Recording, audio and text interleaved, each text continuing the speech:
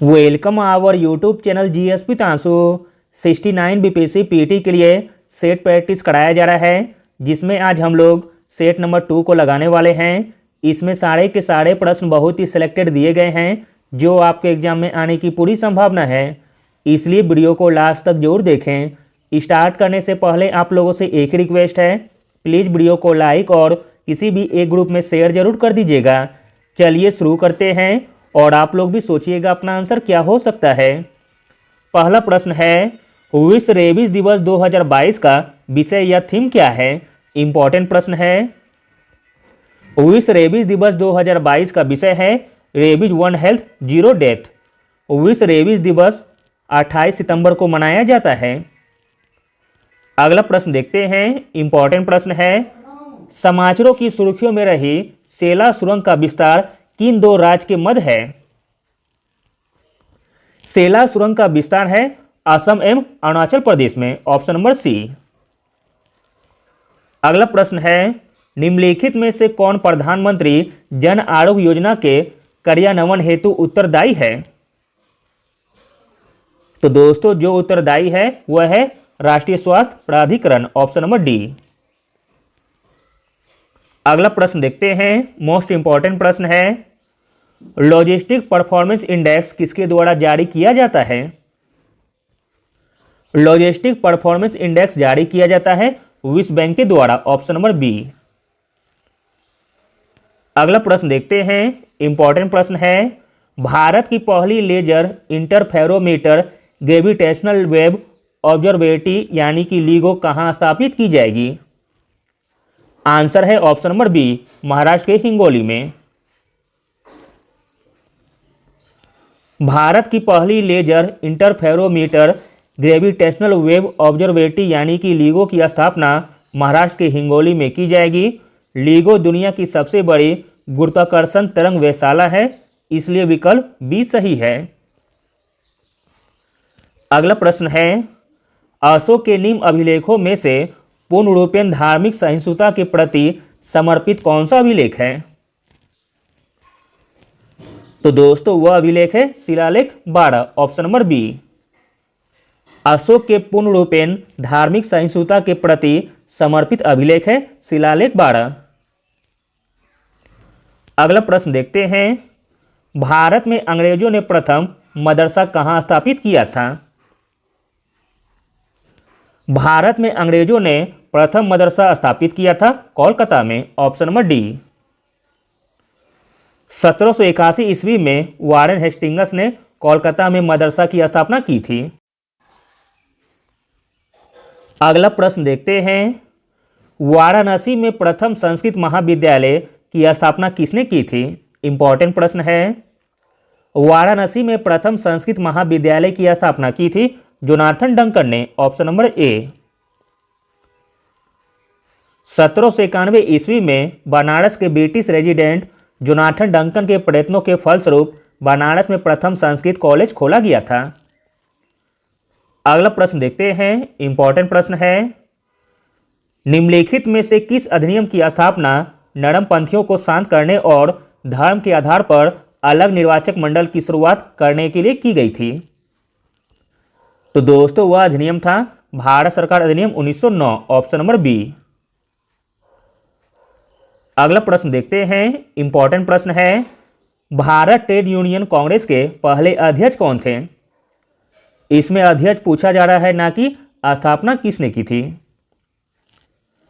तो दोस्तों Bharat trade union Congress के पहले अध्यक्ष थे Lala Lajpat Rai. Option number C. Bharat में ट्रेड यूनियन कांग्रेस की स्थापना एनएम जोशी के द्वारा 31 अक्टूबर 1920 को मुंबई में की गई थी। इसकी स्थापना का कारण वर्ष 1919 में अंतर्राष्ट्रीय श्रम संगठन की स्थापना था। इसके प्रथम अध्यक्ष लाला लाजपत राय थे। अगला प्रश्न देखते हैं। इंपॉर्टेंट प्रश्न है, निम्नलिखित में से कौन भारत के सभी एटीएमओं को जोड़ता है। भारत के सभी एटीएमओं को जोड़ता है भारतीय राष्ट्रीय भुगतान निगम। ऑप्शन नंबर सी। 2007 के भुगतान एवं निपटान प्रणाली अधिनियम के अनुसार इस संगठन की स्थापना वर्ष 2008 में की गई थी। अगला प्रश्न देखते हैं, मोस्ट इंपॉर्टेंट प्रश्न है, राष्ट्रीय मानवाधिकार आयोग के अध्यक्ष और सदस्यों का कार्यकाल कितना होता है? राष्ट्रीय मानवाधिकार आयोग के अध्यक्ष और सदस्यों का कार्यकाल होता है 3 वर्ष या 70 वर्ष की आयु तक, ऑप्शन नंबर बी। अगला प्रश्न देखते हैं, ग्लाइकोलाइसिस का अंतिम उत्पाद क्या है? ग्लाइकोलाइसिस का अंतिम उत्पाद है पायरुविक अम्ल, ऑप्शन नंबर ए। पायरुविक अम्ल ग्लाइकोलाइसिस का अंतिम उत्पाद है। इस प्रक्रिया में ग्लूकोज आंशिक ऑक्सीकरण से गुजरता है जो पायरुविक अम्ल के 2 अणुओं को बनाता है। अगला प्रश्न देखते हैं, इंपॉर्टेंट प्रश्न है, ऊर्जा का पिरामिड हमेशा डैश होता है? ऊर्जा का पिरामिड हमेशा सीधा होता है, ऑप्शन नंबर ए। ऊर्जा का पिरामिड पारिस्थितिकी पिरामिड का एकमात्र प्रकार है जो हमेशा सीधा होता है, क्योंकि खास श्रृंखला में ऊर्जा का प्रवाह हमेशा एक तरफा होता है। अगला प्रश्न देखते हैं, इंपॉर्टेंट प्रश्न है, किस इस्लामी पाठ में सबसे पहले बिहार नाम का उल्लेख किया गया है? तो दोस्तों वह इस्लामी पाठ का नाम है तबकात-ए-नासरी, ऑप्शन नंबर ए। इस्लामिक पाठ जिसमें पहली बार बिहार नाम का उल्लेख किया गया था तबकात-ए-नासरी था, जिसे मिनहाज उस सिराज ने फारसी में लिखा था। अगला प्रश्न देखते हैं, इंपॉर्टेंट प्रश्न है, यूएनजीए के द्वारा किस वर्ष को अंतर्राष्ट्रीय बाजरा वर्ष घोषित किया गया है? यूएनजीए के द्वारा अंतर्राष्ट्रीय बाजरा वर्ष घोषित किया गया है 2023 को, ऑप्शन नंबर सी। अगला प्रश्न देखते हैं, ब्रिटिश शासन के अंतर्गत किस आयोग ने अकाल संहिता तैयार की थी? ब्रिटिश शासन के अंतर्गत जिस आयोग ने अकाल संहिता तैयार की थी वह आयोग का नाम है स्टेची आयोग, ऑप्शन नंबर बी। यह 1878 में सर रिचर्ड स्टेची की अध्यक्षता में स्थापित किया गया था। आयोग ने अकाल की स्थिति में खाद्य व्यापार में राज्य के हस्तक्षेप की सिफारिश की थी। अगला प्रश्न देखते हैं, इंपॉर्टेंट प्रश्न है, बिहार के पंचायत चुनाव में जिला निर्वाचन अधिकारियों की नियुक्ति कौन करता है? बिहार के पंचायत चुनाव में जिला निर्वाचन अधिकारियों की नियुक्ति करता है राज्य चुनाव आयोग, ऑप्शन नंबर ए।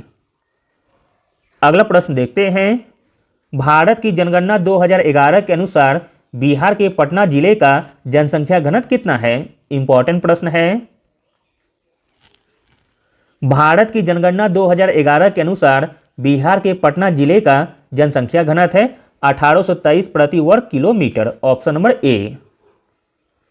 अगला प्रश्न देखते हैं, बिहार द्वारा नेपाल के साथ साझा की जाने वाली अंतर्राष्ट्रीय सीमा की लंबाई कितने किलोमीटर की है? इंपॉर्टेंट प्रश्न है।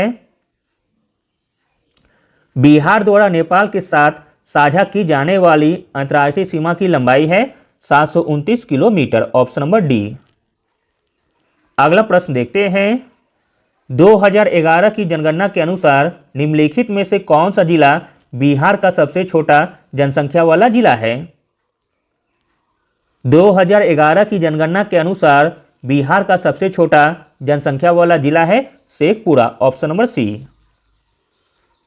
अगला प्रश्न देखते हैं, इंपॉर्टेंट प्रश्न है, कौन बिहार के सूबेदार के रूप में नियुक्त होने वाला पहला मुगल राजकुमार था? बिहार के सूबेदार के रूप में नियुक्त होने वाला पहला मुगल राजकुमार था Parvez Mirza, option number B.